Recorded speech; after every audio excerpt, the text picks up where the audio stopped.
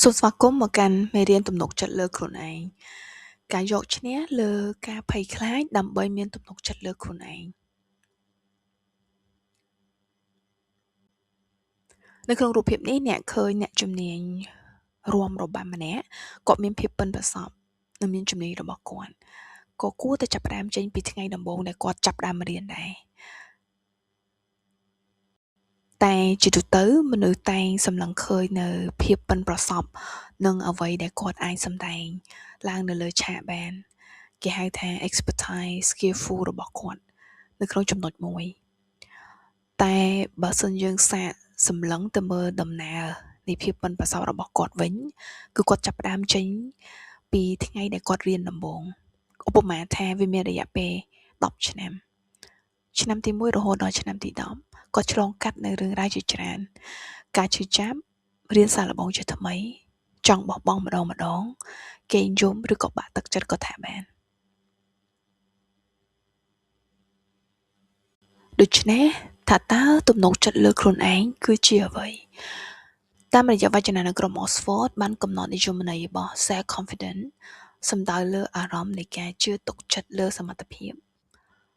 គុណសម្បត្តិនិងការវិនិច្ឆ័យរបស់ខ្លួនឯងវចនានុក្រមរបស់ APA American Psychological Association ក៏បានកំណត់និយមន័យថា self confidence មានន័យដូចជាមួយនឹង self assurance គឺការជឿទុកចិត្តលើលទ្ធភាពសមត្ថភាពនិងការវិនិច្ឆ័យក្នុងការធ្វើអ្វីមួយដូចគ្នាកន្លែងនេះខ្ញុំចង់សួរទៅកាន់អ្នកទាំងអស់គ្នាវិញថាតើប្រហែលជាអាចសាកគិតតិចមើលថាតើអ្នកធ្លាប់មានសកម្មភាពឬក៏ព្រឹត្តិការណ៍ណាមួយដែលអ្នកធ្លាប់ធ្វើហើយអ្នកមានអារម្មណ៍ថាអ្នកមានទំនុកចិត្តលើខ្លួនឯងហើយក៏សាកឆ្លុះបញ្ចាំងបន្តិចទៅលើព្រឹត្តិការណ៍ឬក៏សកម្មភាពណាដែលអ្នកធ្លាប់ឆ្លងកាត់ដូចគ្នាតែអ្នកធ្វើទាំងអ្នកមិនមានទំនុកចិត្តសោះសាកគិតបន្តិចមើល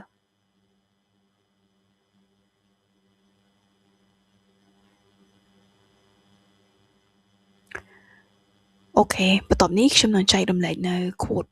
3និយាយអំពី self confidence quote ពី Eleanor Roosevelt គាត់និយាយថាគ្មាននរណាម្នាក់អាចធ្វើឲ្យអ្នកមានអារម្មណ៍ថាខ្លួនអន់ជាងគេបានឡើយប្រសិនបើអ្នកមិនព្រមមានន័យថាអ្នកអាចគិតថាខ្លួនអ្នកអន់អ្នកអាចគិតថាខ្លួនអ្នកប្រសើរជាងអ្វីទាំងអស់ហ្នឹងគឺជាការគិតរបស់យើងប្រសិនបើយើងមិនអនុញ្ញាតការគិតបែបហ្នឹងអត់មាននរណាម្នាក់អាចធ្វើឲ្យយើងមានអារម្មណ៍ថាយើងបែបហ្នឹងបានឡើយសាកគិតឧទាហរណ៍ឬក៏បទពិសោធន៍ជាក់ស្ដែងដែលធ្លាប់កើតមានចំពោះខ្លួនឯងបន្តិចទៅមើល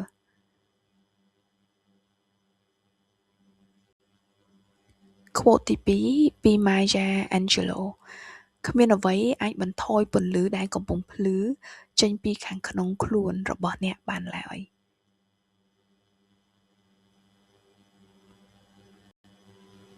quote ទី3ពី Venus Williams ទោះបីអ្នកមិនទាន់ជឿជាក់លើខ្លួនឯងក៏ដោយ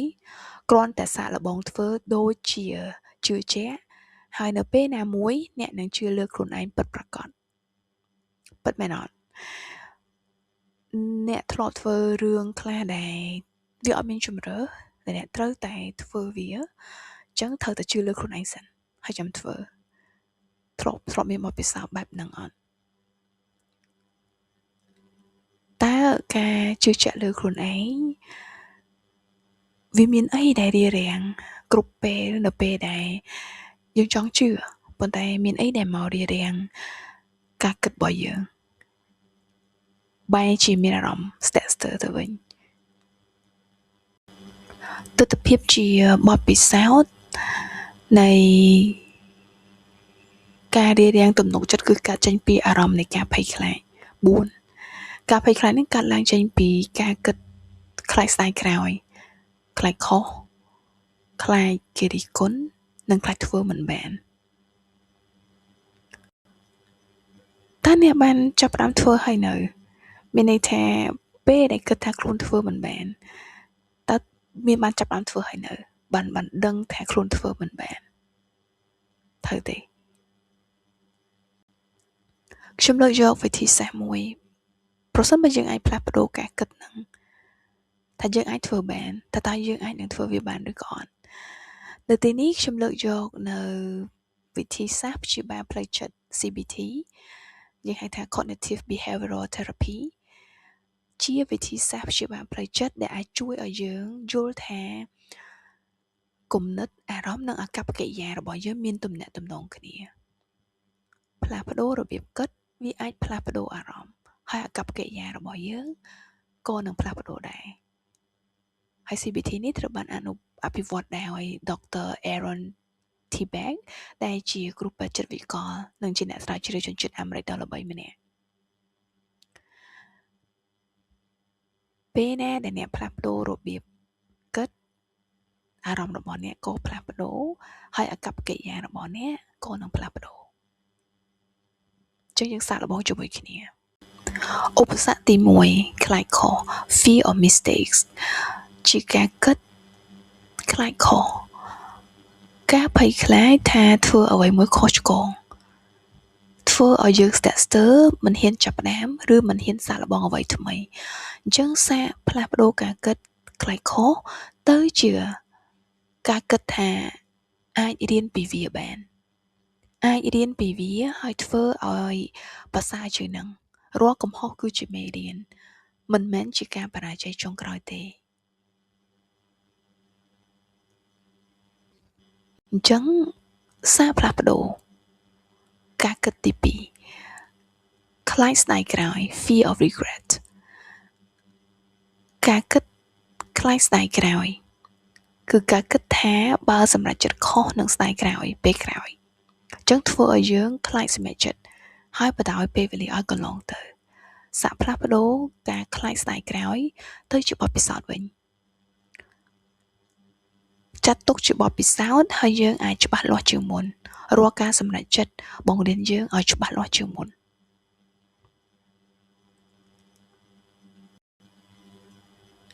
សាកផ្លាស់ប្ដូរការគិតទី3ខ្លាចគេរិះគន់ fear of criticism ខ្លាចគេរិះគន់ការភ័យខ្លាចមតិអវិជ្ជមានពីអ្នកដទៃធ្វើឲ្យយើងលាក់គំនិតមិនហ៊ានបញ្ចេញមតិឬបោះបង់ចោលគំនិតល្អធ្លាប់មានអត់ពេលខ្លះនៅក្នុងប្រជុំចង់លើកដៃបញ្ចេញមតិតែមានការគិតមួយខ្លាចថាការនិយាយទៅអាចគំនិតមិនសូវល្អគំនិតអញ្ចឹងនិយាយចេញមកដែរខ្លាចទទួលនៅការរិះគន់ពីអ្នកដទៃនៅខ្លាំងចំណុចនេះបើសិនជាមិនបញ្ចេញមតិ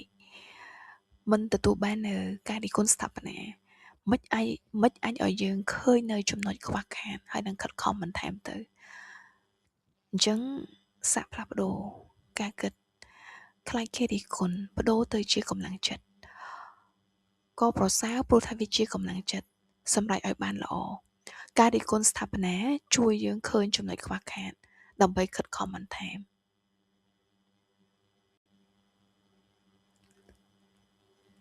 ផ្លាស់ប្ដូរការគិតខ្លាចមិនអាចធ្វើបាន fear of failure ខ្លាចមិនអាចធ្វើបានវាជាការគិតទុកជាមុនថាខ្ញុំមិនអាចធ្វើបានទេធ្វើឲ្យយើងបោះបង់ហើយមិនទាន់បានសូម្បីតែសាកល្បងចឹងយើងមិនផ្លាស់ប្ដូរសាកផ្លាស់ប្ដូរខ្លាចមិនអាចធ្វើបានទៅជាបើមិនធ្វើមិនដឹងបើអត់ទាន់បានសម្រេចផងចឹងយើងក៏អត់ត្រូវបោះបង់ដែរសាកល្បងសិនមុននឹងសន្និដ្ឋានថាធ្វើមិនកើតអញ្ចឹងដូចត្រឡប់ទៅក្នុងកន្លែងករណីដែលនារីរបាំម្នាក់ក៏រាប់បានស្ទាត់ជំនាញក៏ចាប់ផ្ដើមចេញពីថ្ងៃដំបូងដែលគាត់ទៅរៀនអញ្ចឹងទំនុកចិត្តរហូតដល់មានទំនុកចិត្តគួរតែចាប់ផ្ដើមចេញអំពីការយកឈ្នះលើការភ័យខ្លាចយកឈ្នះការភ័យខ្លាចទទួលស្គាល់វាថាតើអ្នកខ្លាចអីមានចំណុចខ្សោយអីត្រូវការឲ្យគេបំពេញបន្ថែមគិតឡើងវិញមានន័យថាផ្លាស់ប្ដូរការគិតហើយចាប់ផ្ដើមចេញអំពីសកម្មភាពតូចរហូតដល់អ្នកមានទំនុកចិត្តលើខ្លួនឯងចឹងប្រែក្លាយការភ័យខ្លាចទៅជាទំនុកចិត្តការភ័យខ្លាចមិនមែនបាត់ភ្លាមទេ តើរាល់ដងដែលឲ្យតែយើងហ៊ានប្រឈមទៅមុខទំនុកចិត្តនឹងកាន់តែរឹងមាំឡើងហើយនៅក្នុងនោះដែរខ្ញុំចង់ចែករំលែកតកតងជាមួយនឹងជំហានប្រចាំថ្ងៃដែលអ្នកទាំងអស់គ្នាអាចធ្វើបានដើម្បីកសាងទំនុកចិត្តលើខ្លួនឯងវាចាប់ផ្ដើមចេញអំពីរឿងតូចៗដំបូងឡើយអាចចាប់ផ្ដើមជ្រើសរើសកិច្ចការតូចៗប្រចាំថ្ងៃដែលធ្វើឲ្យអ្នកនឹងចាកចេញពី comfort zone បន្តិចម្ដងបន្ទាប់ពីធ្វើវារួចហើយអ្នកត្រូវកំណត់ភាពជោគជ័យរបស់វាកត់ត្រាទុកតូចៗប៉ុណ្ណាក៏ដោយកត់វាទុកដើម្បីឲ្យអ្នកឃើញអំពីការរីកចម្រើនរបស់ខ្លួនឯងបន្ទាប់មកទៀតជំនួសឲ្យការនិយាយរិះគន់ខ្លួនឯងនិយាយអរគុណខ្លួនឯងនិយាយវិជ្ជមានគាំទ្រលើកទឹកចិត្តខ្លួនឯងបន្ទាប់ពីធ្វើរឿងនឹងជោគជ័យហើយចុងក្រោយសូមកុំភ្លេចអនុវត្តឲ្យបានប្រចាំជារៀងរាល់ថ្ងៃទំនុកចិត្តកើតឡើងតាមរយៈការអនុវត្តកាន់តែធ្វើញឹកញាប់អ្នកកាន់តែប្រសើរជារួមត្រឡប់មកវិញសេចក្តីសង្ខេបជំនះលើការភ័យខ្លាចទាំង4គឺចាប់ផ្ដើមចេញពីការផ្លាស់ប្ដូរការគិតរបស់អ្នកសិនខ្លាចខុសជប់គិតអញ្ចឹងត្រូវគិតថាអាចរៀនពីវាហើយធ្វើវាបានប្រសើរជាងនេះខ្លាចស្ដាយក្រោយកុំគិតអញ្ចឹងចាត់ទុកវាជាបទពិសោធន៍ហើយយល់ថាធ្វើហើយវានឹងច្បាស់លាស់ជាងមុនខ្លាចគេរិះគន់ជប់គិតអញ្ចឹងវាជាកម្លាំងចិត្តសម្រេចឲ្យបានឈប់ខ្លាចឈប់គិតថាมันអាចធ្វើបានតើធ្វើទើបដឹងអញ្ចឹងកុំបោះបង់ជាចុងក្រោយអរគុណសម្រាប់ការយកចិត្តទុកដាក់នៅក្នុងការតាមដានមេរៀននេះហើយសង្ឃឹមថាអ្នកនរគ្នាអាចជួយ comment ឬបញ្ចេញមតិយោបល់ជាការស្ថាបនាបន្ថែមចុងក្រោយខ្ញុំមានតែពាក្យមួយជូនទំនុកចិត្តមិនមែនកើតចេញពីការចេះប្រសពតែវាកើតចេញពីភាពក្លាហានក្នុងការសាកល្បងទោះតូចហើយយើងមិនដែលធ្វើក៏ដោយចាប់ផ្ដើមថ្ងៃនេះពីសកម្មភាពតូចៗគឺជាការចាប់ផ្ដើមនៃទំនុកចិត្តដ៏ធំមួយនាពេលអនាគតសូមអរគុណ